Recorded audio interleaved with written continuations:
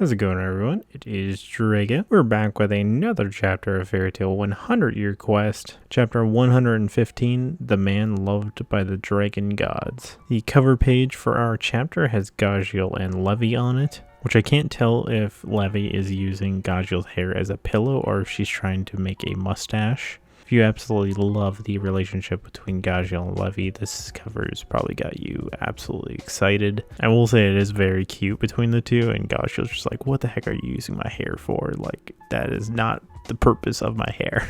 I was kind of expecting to see like Lily just stalking them in the background as well. So we pick up our chapter with Gajeel fighting God Serena, and he's like, oh, I heard stories about you.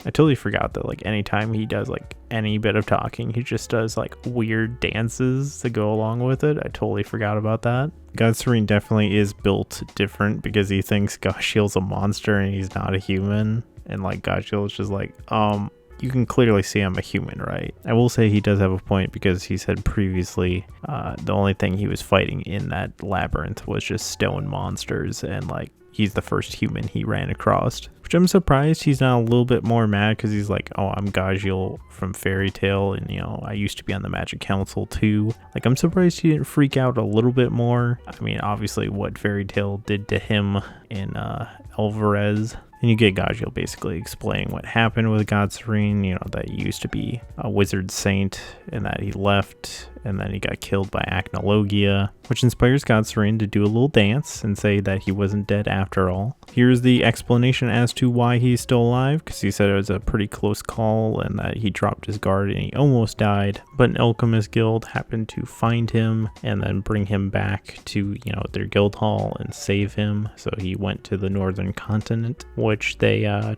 transmuted part of his body. This is sounding so much like Full Metal Alchemist. Oh my goodness. He was so thankful for it, he just joined their guild, which has got to be a little weird because that guild probably is just only alchemists and he's probably the only wizard in that guild. He does immediately also figure out that Gajeel's a dragon slayer. Gajeel is in a world of hurt here because he is going against the #1 wizard saint before he left the country. Again, you just get more stuff pointed out that we already knew, that he has the 8 dragon lacrimas inside of him. He just really must not remember Fairy Tale, because he's like, was there anyone famous from there? It's like, dude, you got killed by Guildarts. Do you not remember this guy? Which, as I joke about, the next panel is literally him saying like, Guildarts, oh yeah, that was the guy that did it. Which he does say he's stronger than it, which he did get clapped by Guildarts. Like, I'm sorry, dude, you lost pretty bad to him.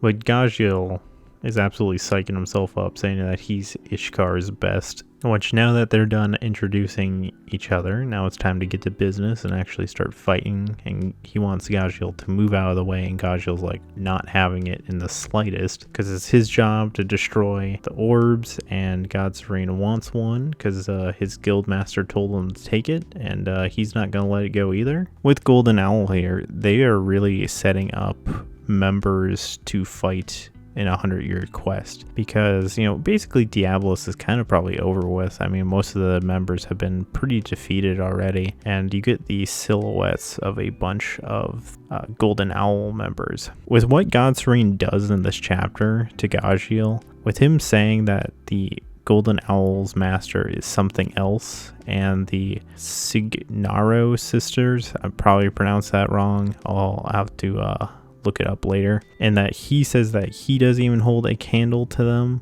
That's got to be like some insanely powerful people, and that the fact that these guys are like using alchemy, like what the flip is the alchemy gonna do like when they're topping God Serena, who had 8 Dragon Slayer lacrimas inside of him? And especially for this chapter, how he showcases like absolutely what he can do with them. And kind of interesting that he says that the world's a big place, and it makes you realize how low level Ishkar really is. And Gajeel is just like, I'm done with you talking. I need to destroy that to go save my friends.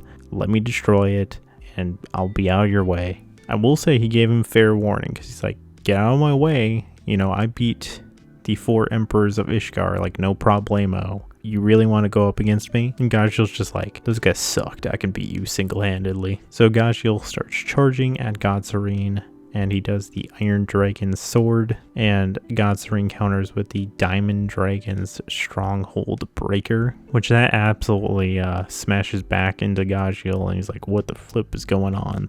No one's allowed to break my iron like that. Which, just that one punch, like, gosh dang, that did a lot to Gajeel. Like, Gajeel's really tough, man, and like the face he's making, like he's practically knocked out in one punch. Honestly, out of all things, like he says, you know, you're an Iron Dragon Slayer, you know, one of my dragons within me, the Diamond Dragon, is your weakness. Which, when I think of iron, I don't feel like diamond is the weakness to iron. Like, I feel like almost Natsu would be Gajeel's weakness because, you know, he could melt his iron. But if we're going on Minecraft logic, iron is weaker than diamond. So if we go Minecraft logic, this makes total sense. And Gajeel is just like, okay, you know, you want to brag about the dragons inside of you, I got some more inside of me. So if iron don't work, let's try something different. So he whips out his Shadow Dragon magic, and he's starting to do a Iron Shadow Dragon attack, and God Serene counters it with the Flash Dragon's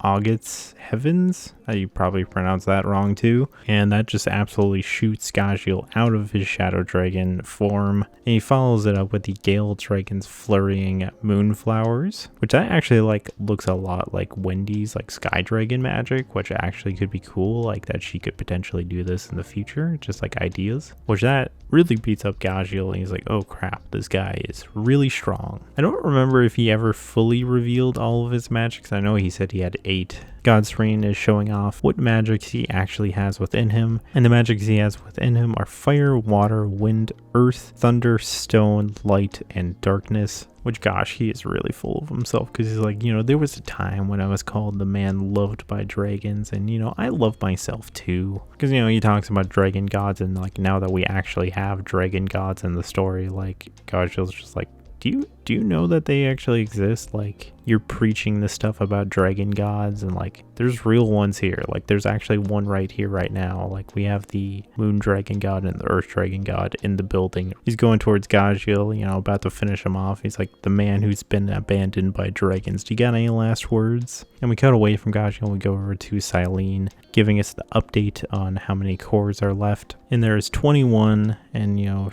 she gives him an update about Gajeel to Lily. Then we cut away from all of that and we go over to Levy, which I wonder where they are going because they're all on a boat. This is a side of Fairy Tail we never ever get. So we get Levy and she's interacting with Bisca. Since Bisca is like one of the few in the guild that actually has a child, she's like, can I even be a parent? Like, am I too small for this? And I really like their conversation because she's like, you know, it doesn't matter how big or small you are, you know, you're going to do it. You're going to be fine. You're going to be a great mom, which kind of fitting because she's like, you know, you're so dependable, Bisca. And she's like, you should have saw me when I was like the Moulin Rouge thing. Like, I was a bad person. And it's kind of funny that it gets flipped to Gajeel because he was basically the same. Started off as a bad dude and ended up as a cool dude, which is kind of funny because they're like, despite how Gajeel like acts like he's this big tough guy, he really does care about you. And Levy's like, yeah, I know. I wonder if this is setting up that she's going to show up during this arc, like, and actually help out Gajeel again in a fight, like in Tartaros, for example, because she's like, suddenly I really want to see Gajeel right now. And we cut back to Gajeel's fight with God Serene, which he must have been talking about Levy because he said, a woman's name, what a shame she can never see you again. And Gajeel is just bleeding against the wall, and that is the end of our chapter. So my thoughts. If Gajeel would have been winning against him, I would have been a little bit like, come on, he has 8 Dragon Slayer powers. You only have 2. Well, technically 3 with Steel. I do really like the kind of cutaway to see how Levy's trying to almost cope with trying to be a parent. But gosh dang, Gajeel got clapped. Especially since it's implied that like he mentioned Levy. And especially with how the chapter ended. I mean, you could potentially have Lily and Levy join in the fight because Lily seemed like he was going to go look for Gajeel. But I don't even think they would even be able to particularly help him defeat God Serene. Now, he could get up as a desperation, like I gotta go protect my woman and like try and kill God Serene as like a power up. But he's so beat. I don't think he's going to win. I think even if he doesn't get up to fight him again, I think he's gonna survive, obviously. But I think in the back of his mind, especially for how much he disrespected him right here, Gajeel might actually try and seek him out to refight him again. Or he could maybe have matured a bit. I got bigger things to protect, mainly Levy and his, future child. And maybe he'd be the bigger man and walk away and be like, I don't gotta fight this guy again. I lost. I got better things to care about. It is sad that Gajeel lost, but I don't feel like he had enough to defeat God Serene, especially solo. I mean, if he was with some other people, he might be able to pull it off. Either way, leave your comments down below of what you thought about the chapter. Thank you for watching, and this is Drago, signing out.